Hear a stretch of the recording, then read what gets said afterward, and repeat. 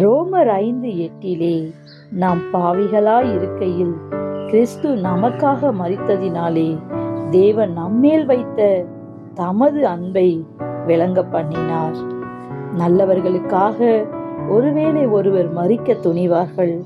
ஆனால் நாம் எல்லோரும் பாவிகளாய் இருந்த வேளையிலே பாவமில்லாத ஒருவர் நமக்காக, நம்முடைய பாவ சாபத்திற்காக, நம்முடைய வியாதிக்காக, பிசாசின் பிடியிலே சிக்கி தவித்து கொண்டிருக்கிற ஒவ்வொருவருக்காகவும் அவரையே பிதாவாகிய தேவன் பரிகார பலியாக்கினார்.